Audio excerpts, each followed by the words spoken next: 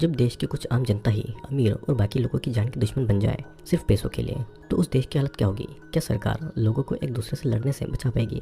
क्या मुसीबत के टाइम अमीर और गरीब लोग एक साथ एक दूसरे का दर्द समझकर एक दूसरे की मदद कर पाएंगे। यही हम आज की इस मूवी में देखेंगे कि स्टार्टिंग होती है 2021 मेक्सिको से, जहाँ पर देश की हालत बहुत खराब थी। लोग दंगे कर रहे थे। आर्मी और पुलिस ने पूरे देश में कर्फ्यू लगा रखा था। हॉस्पिटल में जख्मी लोग भरे पड़े हुए थे और नए और जवान लोगों को भर्ती कराने के लिए बूढ़े लोगों को हॉस्पिटल से बाहर कराया जा रहा था। अब इधर दूसरी तरफ दो परिवारों में मरीन और एरन की शादी की पार्टी हो रही थी। मेरिन की माँ रेबेका बहुत परेशान थी क्योंकि पार्टी में बहुत बड़े बड़े लोग आए हुए थे, तो पार्टी एकदम परफेक्ट होनी चाहिए थी।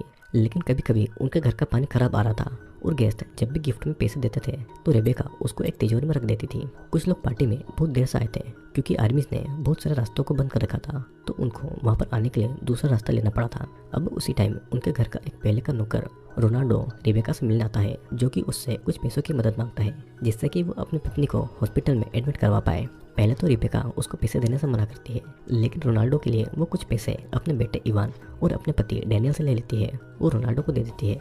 लेकिन फिर भी वो पैसे हॉस्पिटल के खर्च में कम पड़ रहे थे, तो रोनाल्डो और कुछ पैसों की मांग करता है। लेकिन इस बार रेबेका उसकी कोई मदद नहीं करती है और पार्टी के अंदर चली जाती है। अब उसी टाइम रोनाल्डो को मरीन देख लेती है और उसकी परेशानी का कारण जानकर वो उसकी मदद करने के लिए डैनियल से पैसे मांगने जाती है। लेकिन डैनियल यहाँ पर रोनाल्डो की बात जानकर खुद बाहर जाता है और रोनाल्डो को पैसे देकर उसको वहाँ से जाने को कहता है, नहीं तो वो उसे सिक्योरिटी बुलाकर भगा सकता था।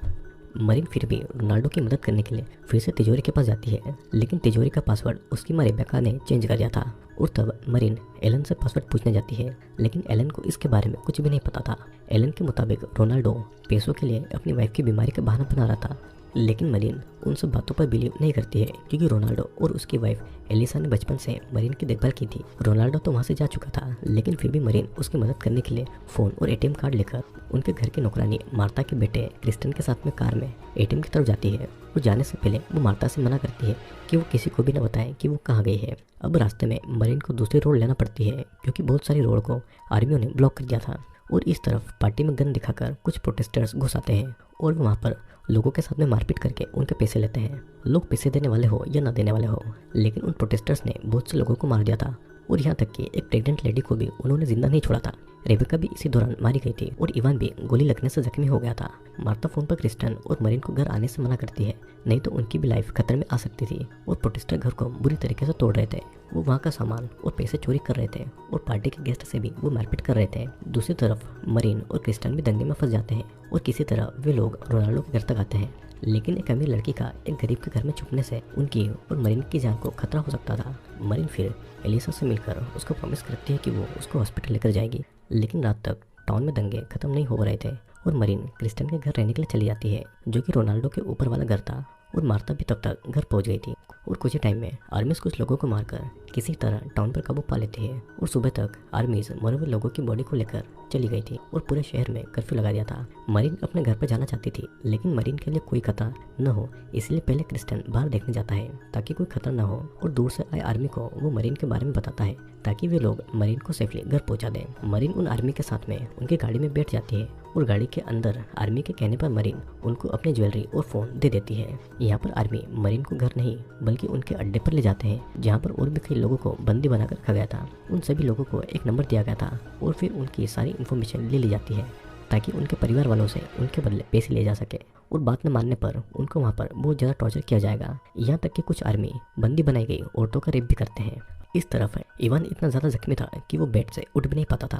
और इवान का एक फ्रेंड था जिसका नाम था जनरल ऑर्बल। वो उससे अपने फादर के कहने पर मदद मांगता है मरीन को ढूंढने के लिए, और वे लोग भी मरीन को ढूंढने में लग जाते हैं। डैनियल की माँ और वाइफ के फ्यूनरल पर ज़्यादा लोग नहीं आए थे क्योंकि सभी की फैमिली से कोई ना कोई मारा गया था, तो कौन किसके लिए दुख मनाएगा। अब कुछ दिनों के बाद में सरकार ने लोगों को कुछ टाइम के लिए अपना ज़रूरी सामान लेने के लिए घर से निकलने की परमिशन दे दी थी। लेकिन रोनाल्डो फिर भी एलिसा के लिए हॉस्पिटल नहीं जा पाया था क्योंकि आर्मी एक सीमा तक ही सिटीजन को आगे बढ़ने दे रही थी। आर्मी के अड्डे पर अब बंदी बनाए गए लोगों के वीडियोस बना रही थी और कभी कभी आर्मी उनको टॉर्चर करने का भी वीडियो बनाते थे ताकि उनके घर वालों को ये वीडियो दिखाकर उनसे पैसे मांग लिए जाए। अब एक दिन एलिसा की हालत बहुत ज़्यादा खराब होती है और तब रोनाल्डो डॉक्टर ढूंढने के लिए बाहर जाता है और बाहर उसे आर्मी रोकने की कोशिश करती है, लेकिन वो नहीं रुकता है और तब आर्मी उसे गोली मारकर उसे जान से मार डालती है। और यहाँ पर एलिसा भी अपनी बीमारी के कारण मर जाती है और अगले दिन दोनों का फ्यूनरल भी होता है। यहाँ पर हम देखते हैं कि डैनियल को मरीन की वीडियो भेजकर उसके बदले $10 मिलियन पैसों की मांग की गई है, लेकिन उसे ये नहीं बताया जाता है कि पैसे भेजने कहाँ है। और इधर अड्डे पर आर्मी सभी बंदी बनाए लोगों को एक साथ ठंडे पानी से नहला रहे थे।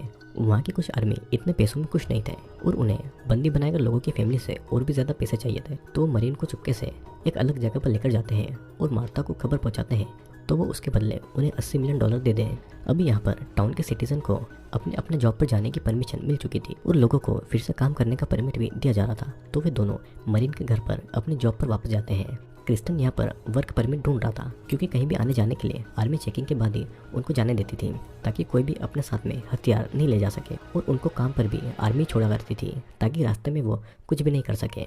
मरीन को ढूंढने में पुलिस भी अब उनकी कोई मदद नहीं कर रही थी और क्रिस्टन डैनियल से मिलकर किडनैपर की सारी बातें बताता है कि मरीन के लिए उन्होंने कितने पैसे मांगे हैं। इवान से बात करके डैनियल पैसे देने के लिए राजी हो जाता है। और इधर हम देखते हैं कि पैसे देने के बाद भी आर्मी बंदियों को मार रही थी, ताकि उनकी आइडेंटिटी कभी भी सामने नहीं आ पाए। क्रिस्टन और मार्ता भी पैसे घर लेकर आ पाए, क्योंकि वो आर्मीज उन्हें ध्यान से चेक नहीं कर रहे थे। अब रात के समय आर्मी के कुछ लोग आकर वहाँ से पैसे तो ले जाते हैं, लेकिन वो मरीन को वापस नहीं लौटाते हैं और वे उल्टा उनसे और पैसों की मांग करते हैं। और तब डैनियल को पता चल जाता है कि ये बस एक स्कैम है, तो वो पुलिस को इसके बारे में बता देते हैं। फिर पुलिस कुछ ही समय में मार्ता के घर में पैसे लेने के लिए आए आर्मी को अरेस्ट कर लेते हैं और मार्ता को भी बचा लिया जाता है, लेकिन बाकी बंदियों को नहीं बचाया जा सकता था। किडनैपर आर्मी सभी बंदी बनाए लोगों को गोली मारकर मार डालते हैं, ताकि कोई भी उनकी बात बाहर न लाए, और वे बिल्डिंग में आग लगा देते हैं। लेकिन यहाँ पर मरीन को क्रिस्टन के घर पर ले जाया जाता है और वहाँ पर दोनों को आर्मी मार डालती है, क्योंकि ये सब आर्मी भी उनसे मिले हुए थे। ऑर्बल यहाँ पर मरीन की फैमिली के सामने ऐसा दिखाता है जैसे कि क्रिस्टन ने मरीन को मारकर खुद ही सुसाइड कर लिया है, तभी अथॉरिटीज का काला सच हमेशा ही छुपा रहे।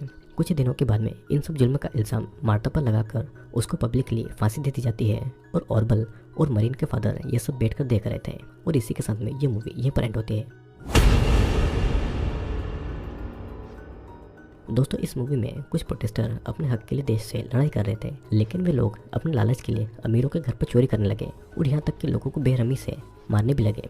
वहाँ की अथॉरिटीज़ ने अपना फ़ायदा देखा और लोगों को किडनैप करके उनके परिवार से पैसे लिए, लेकिन वो हॉस्टेज को छोड़ते नहीं थे, बल्कि वो उसे मार डालते थे, ताकि उनकी आइडेंटिटी कभी भी किसी के सामने नहीं आ पाए। और इन सब में ऑर्बल भी मिला हुआ था, और इसीलिए सभी जुर्म का इल्जाम आसानी से मार्ता और क्रिस्टन पर लगा दिया गया था। और मरीन और बाकी लोगों की मौत कैसे हुई ये कभी भी किसी को नहीं पता चला था। तो आई होप दोस्तों वीडियो आपको जरूर पसंद आएगा। वीडियो पसंद आए तो